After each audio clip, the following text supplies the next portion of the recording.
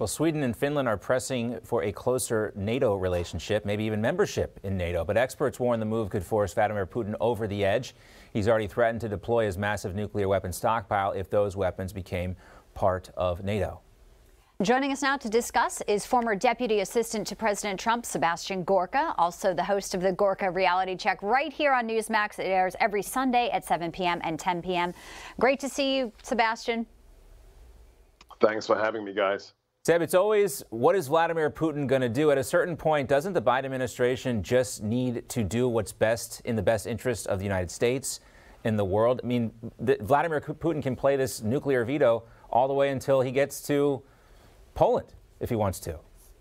Well, yes, and that's what we believed when we were in the White House in the Trump administration. It was called America First. It was called MAGA, and it was representing the interests of America, not apologizing for America, not running and hiding. Remember the first incredibly embarrassing thing. What did this administration do?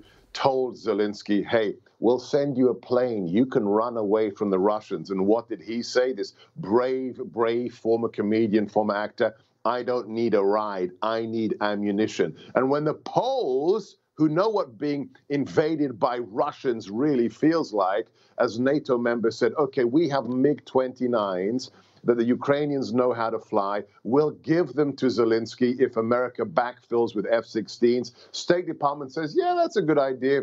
36 hours later, the Pentagon says, no, Ukraine doesn't need those. We're smarter than Ukraine, and we're going to renege on that offer. It's an utter embarrassment, to the point of what will he do next? He's already shelling hospitals. He's already shelling gardens. The idea that free nations limit their actions based upon what a killer may do when he's already doing it, that is insane. We need to take action to protect our interests and the interests of our allies. And God bless Boris Johnson. That footage last week of him walking without a flak jacket, without an arm in downtown Kiev, that's what leadership looks like. Right. And, you know, mistake after mistake, and it's growing even wider now. We have a retired leading CIA nuclear war expert, Dr. Peter Pry, with some great articles on Newsmax.com. He's warning about Biden's defense budget, saying he's basically ignoring signs from top officials.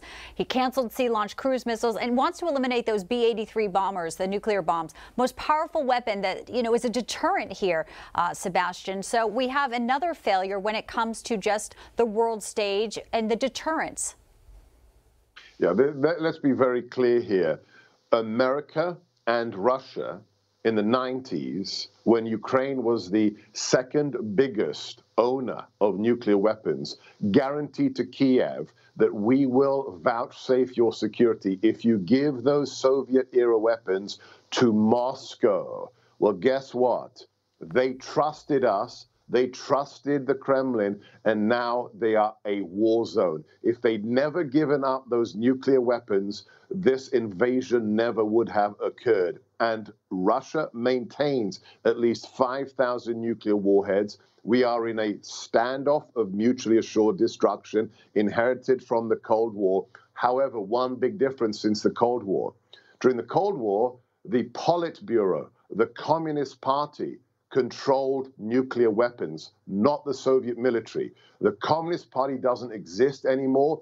The launch authority has been divested, has been given to the army, and we have Russian military tabletop exercises from less than 7 years ago where they talk about a war with NATO and Russia using tactical nukes. So this is not out of the question. That's why we need leadership out of this White House. But I guess we're going to have to wait for 3 years until my old boss is the commander-in-chief again. Well, Seb, we know we can't wait that long. Everyone knows we can't wait that long, but that's the timeline we're dealing with. Great to see you as always. Seb, we'll see you on the TV this weekend and on the radio. God bless. Thank you, guys. Thank you.